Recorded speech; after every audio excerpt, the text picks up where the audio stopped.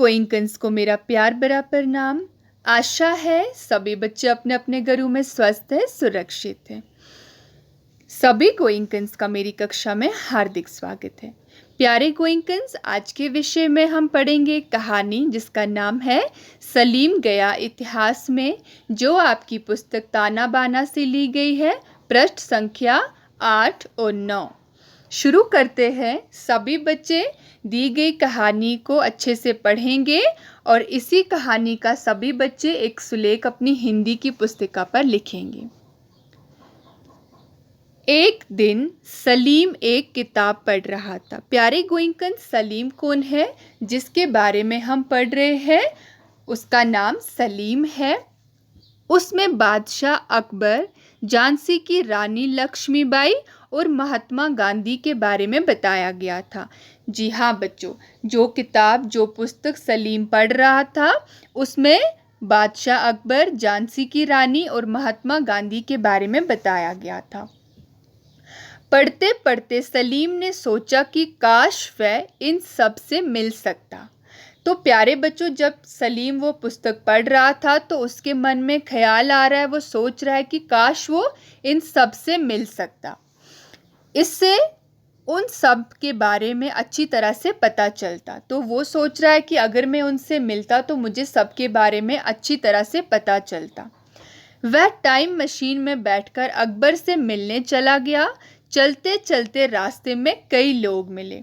तो प्यारे गोइंकन, सलीम ने क्या किया, वो उनसे मिलने चला गया और चलते चलते रास्ते में उसको कई लोग मिले। आशा है सभी बच्चे अपनी पुस्तक ताना बाना पे देख रहे हैं और इस कहानी को ध्यान से सुन रहे हैं। बहुत भीड़ वाला रास्ता था। थोड़ी देर में ही सलीम अकबर के दरबार पहुंच गया। तो प्यारे बच्चों, जैसे ही सलीम जा रहा था, रास्ते में बहुत भीड़ थी, लेकिन थोड़ी देर के बाद सलीम जो था वो अकबर के दरबार में, यानी उसके जो महल में पहुंच गया। अकबर अपने दरबार में फैसला सुना रहे थे, यानी जो बड़े बड़े राजा महाराजा थे उनके बड़े बड़े महल होते थे, वो दरबार में बैठते थे। तो वहाँ पे अकबर अपना कुछ फैसला सुना रहे थे। उन्हें देखकर सलीम बहुत खुश हुआ। फिर वह अपनी टाइम मशीन में बैठकर झांसी की रानी से मिलने चल पड़ा। तो प्यारे बच्चों, अकबर को देखने के बाद सलीम झांसी की रानी से मिलने चला गया। जब वह वहाँ पहुँचा तो घोड़े पर सवार रानी अंग्रेजों से युद्ध कर रही थी। युद्ध का अर्थ होता है प्यारे गोइंकन्स, जी हाँ, युद्ध यानी लड़ाई, फाइट। झांसी की रानी जो थी वो घोड़े पर सवार थी और वो किनके साथ युद्ध कर रही थी? अंग्रेजों के साथ। ये देखकर सलीम कुछ डर सा गया और रानी को देखकर, रानी लक्ष्मीबाई को देखकर सलीम डर गया। वह वहां से भाग आया और टाइम मशीन में बैठकर महात्मा गांधी के पास पहुंचा। महात्मा गांधी अंग्रेजों के विरोध की दांडी यात्रा पर निकले हुए थे। अंग्रेजों के विरोध यानी अंग्रेजों के अगेंस्ट, अंग्रेजों के खिलाफ जो विरोध था उसके लिए जो महात्मा गांधी हैं वो निकले हुए थे। वह हाथ में एक लाठी लिए बहुत तेज चले जा रहे थे और जब सलीम ने उनको देखा, महात्मा गांधी को देखा, तो उनके हाथ में लाठी यानी छड़ी।